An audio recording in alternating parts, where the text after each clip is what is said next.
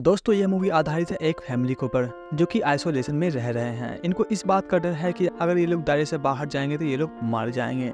पर वो कौन सा चीज है जो इनको मारना चाहते हैं। मूवी की शुरुआत होती है और दिखाया जाता है एक बच्चे को जो कि काफी डरा हुआ होता है। दरअसल रात की समय होती है और ये डरते हुए अपने पेरेंट्स के कमरे के पास जाता है और उनको जगाता है। इस बच्चे के पिता का नाम होता है रॉबर्ट। वो इस बच्चे को वॉशरूम करवाने के लिए लेकर बाहर जाता है, पर ये अपने हाथ में गन भी लिए हुआ होता है। और सबसे बड़ी बात ये होता है कि ये जहाँ रह रहे हैं यहाँ पे एक भी घर नहीं है इनके घर के अलावा। अब रॉबर्ट अपने बेटे को वॉशरूम करवाकर घर लेकर चला आता है। सुबह होता है और दिखाया जाता है रॉबर्ट एक खरगोश को काट दिया होता है, जिससे इसका बेटा बहुत ही ज्यादा दुखी होता है। रॉबर्ट अपने बेटे को भी ट्रेन करना चाहता है क्योंकि ये लोग ऐसे जगह पे रह रहे होते हैं जहाँ पे कुछ भी खाने को नहीं मिलता है। अगर ये लोग ट्रेन नहीं होंगे तो भूख से ही मारे जाएंगे। तभी वहाँ पर लूसिया आ जाती है जो कि रॉबर्ट की वाइफ होती है। वो नहीं चाहती कि इनके ऊपर इतना प्रेशर डाला जाए क्योंकि ये अभी एक छोटा बच्चा है। इसी वजह से दोनों की बहुत ही कम बनती है। कुछ दिन इनकी जिंदगी बहुत ही अच्छे से कट रही होती है और जब रॉबर्ट नदी के किनारे होता है तो एक नाव बहते हुए इनके तरफ ही आ रही होती है। पर उस नाव में एक व्यक्ति होता है जो कि घायल होता है। रॉबर्ट उनका ट्रीटमेंट करता है और अपने घर लेकर चला आता है। और जब लूसिया अपनी बाल बांध रही होती है तभी वो व्यक्ति पीछे से आता है और गन को उठा लेता है। लूसिया को लगता है वो उनको शूट करने वाला है, पर वो खुद को शूट करके मार देता है। रॉबर्ट उस व्यक्ति को बाहर ले जाकर दफना देता है। रॉबर्ट और लूसिया मिलकर घर की सफाई भी कर लेते हैं, पर इनका बेटा काफी डरा हुआ होता है क्योंकि वह पहली बार ऐसा दृश्य देखा होता है। अब सुबह होती है और दिखाया जाता है रॉबर्ट घोड़े को लेकर बाहर जा रहा होता है। दरअसल वो ये पता करना चाह रहा होता है कि आखिर बाहर चल क्या रहा है और इनको कब तक इसी तरीके से यहाँ पर रहना पड़ेगा।